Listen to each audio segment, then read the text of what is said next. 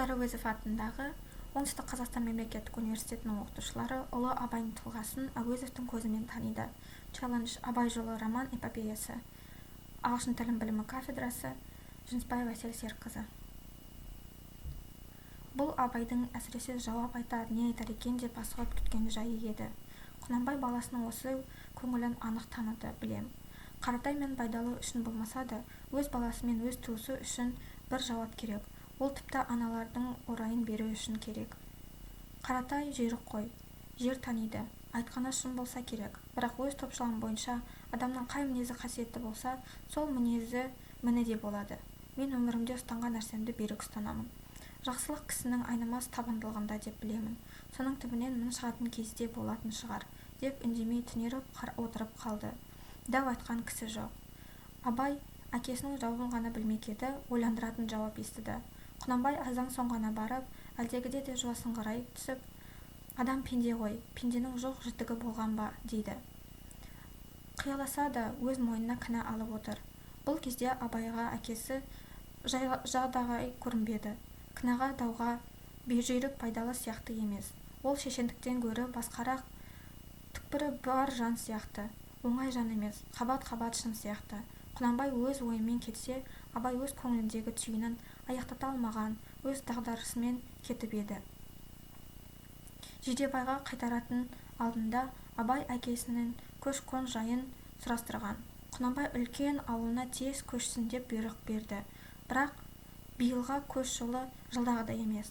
Бұрын Құнанбайға қараған ауылдар осы Қарашоқы тұсына жиылып ап жайлауға қарай жөнелгенде Шыңғыс тауының бөкенші асуын асып еді. Қазір бұл тұсқа келмей Қарауыл өзенін өрлеп барып Ақбайтал асуынан асыңдар деді. Және жазға жайлау сол асудың тұсымен баратын Бақанас суы болады. Бақанас, Байқошқар бұл өңірдегі Тобықтының ең үлкен өзені. Шыңғыс сыртындағы мол жайлаудың ең арғы шеті сол екі су. Бірақ Құнанбай ауылдары бұрын Байқошқарды қоныс ететінде, Бақанас өзені көкшеге тиісті еді.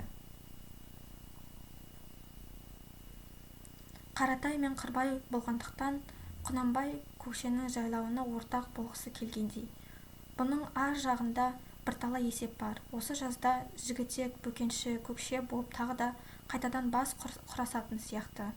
Кешегі Байдалы айтқан сәлем тегін емес. Асыртын шеп біріктіп жатқан елдің дақпырты терізді. Ендеше солардың әр алуан шиырын, сабыр-жыбырын біліп отыру үшін Құнанбай өзіне қараған елдің біразын дәл сол елдің арасына таман кірістіріп жіберу керек. Жайлау аралас болса, қыдырыс жүріс баралас болады, сыбаға қонақасы аралас болады. Сөйтіп мал басы түйісіп отырса, ел тарту оңай. Ал мұнда есепке зере отырған үлкен үйдің барғаны жақсы. Бұл көп Тобықтының үлкен санайтын күтетін үй. Және күнкеде емес, Ұлжан Қоңырау Кеңіл бейіл мырза. Оның асы мен көлігі, оның шырайы адамды дос етеді, тарта біледі. Ішінен қан қатқан, сонау қатты жаулық болмаса, ет пен терінің арасында жүретін уақ түйек өкпені жауып шайып отырады. Осының бәрі Құнанбайға әл әпереді. Ақбайталды басып, Бақанасқа қарай көшіңдер, Бөкенші, Көкшемен қоныстас болыңдар, дегендегі Құнанбайдың ішкі есебі болған. Абай әке есебін білген жоқ. Тез өз ауылын жекеленіп, көшкенін лайықсыздау көрсе де, іштен аса құпия түрде бір қуаныш сезді. Қарауылды өрлеп көшу, Бақанасқа шейін бару, жаз бойы Сүйіндік ауылына жақын жүру деген сөз. Өмірі қосылмасау, жуықтамасау деген өмір соқпаған енді мұны күтпеген кезде Тоғжан ұясына жақындап апарады. Соңғы күндердегі барлық жеңіл, ауыр сезімдердің баршасының қатарына Тоғжан бейнесі жас жігіттің көз алдына кеткен еместі. Абай толқыған қуаныштың жасыра алмады. Әкесіне белгісіз себептен қып-қызыл болып өзгеріп кетті. Құнанбай бұл өзгерісті байқаса да себебін сұрамады. Әрине, Ақбайталға қарай көшуге Абай қарсы болған жоқ. жалғыз-ақ өз топтарынан бөлегірек жайылатын болған соң жалғыз ауыл кету тағы қолайсыз. Соны ғана ескеріп еді. Құнанбай бұл жағын да топшылдап қойған екен. Жалғыз ауыл бармайсыңдар. Неге жалғыз ауыл барасың? Тіпті сол Жидебай, Масақұлдағы Көлқайнар, Шүйгісіндегі Ырғызбай, Жуантаяқ қарап тұратын кем қойса 10 ауыл сендерге ере көшеді. Бәріне де сәлем айтам, деді. Жуантаяқ, Қарабатыр дегендері Құнанбай ауылдарын жағалап жүретін, қысы-жазы бірге көшетін момын көршілер.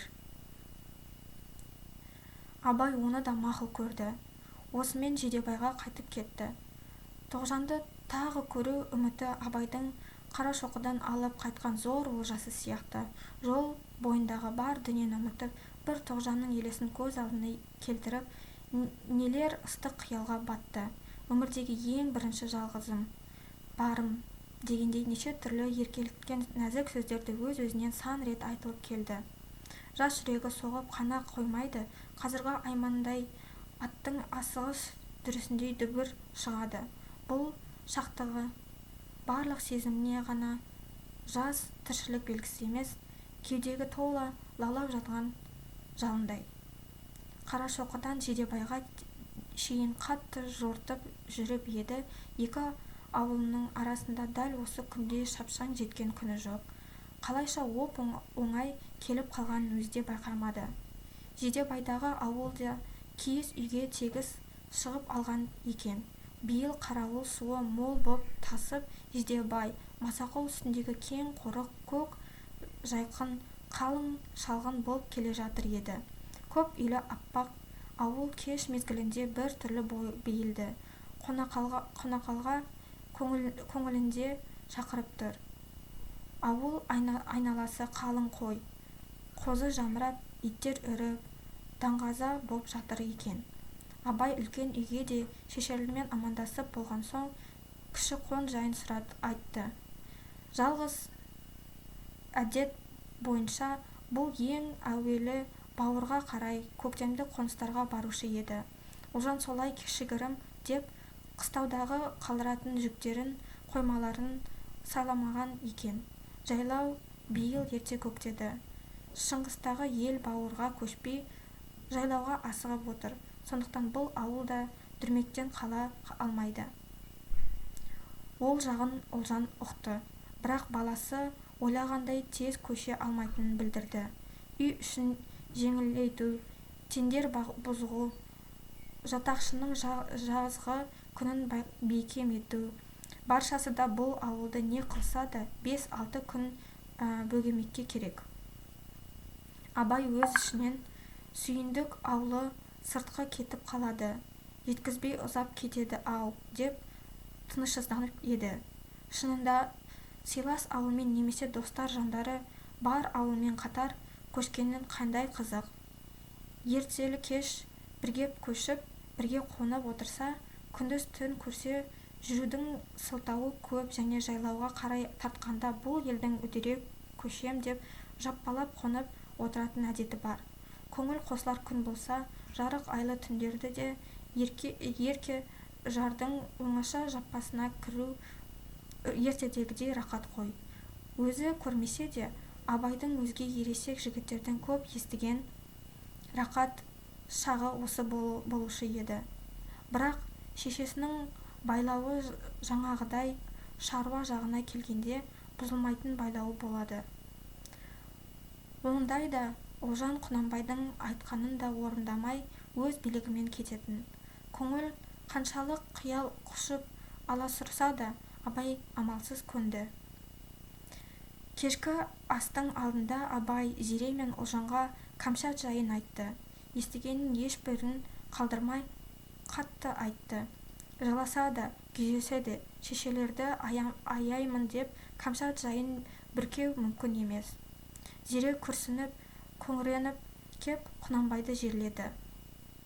Ұлжан үнсіз, жым-жырт қиналып отырып Абайға: осы естігеннің бір-бірін айғызға айтпай тұра тұр. Онсыз да қан жүрегі қақ жарылып жүр ғой. Бүгін ертең түс көрдім. Камшат жер ошаққа жығылып қалып, үсті-басы лаулап жанып барады екен деді. Сүйіндіктің қатыны аналық мейірімі бар кісі. Сонан соң өзің қарасаң, бір ересек кісіні ерте туа Шырақтың ауылына барып, Камшатты өз көзіңмен көріп, бар жайын біліп кел. Айғызға содан кейін айтып, әкеңмен шынданып сөйлесейік, деді. Байлау осы болды. Сол кештен 10 шақты күн өткен шамада Құнанбайдың үлкен ауылы Ақбайтал асуынан асып барып, Шыңғыстың сыртындағы Жігітек бөкенші жайлауы болған Қопаның аузында қонды. Құнанбайдың айтқанындай 10 шақты ауыл боп көшіп еді. Дәл бүгін осы қонысқа жеткенше бұл ауылдар өзге Шыңғыс бөктерінен көшкен бөкенші Жігітекті қуып жете алмаған ең шабан көшкен ауылдар болғанды. Алғаш үлкен ауылдың ерулігі деген табақ-табақ еттер, саба-саба қымыздар, көп-көп қыдырушы қатындармен ілесіп келіп қалды. Құнанбайға жұрттың көңіл әр алуан болғанымен, ежелгі салт машық бойынша бұл өңірдегі ағайын зере отырған үйді жатсынған жоқ. Бірақ сыбаға мен ерулік әкелушілер көп болса да, бұл келгендердің ішінде бөжей, байдалыдан немесе сүгір, сүйіндіктен келген белгі болмады. Келіп жатқаннан барлығы момын ағайын, араз-құразға ынтасы мен бейілі жоқ, жай шаруаның ауылдары еді.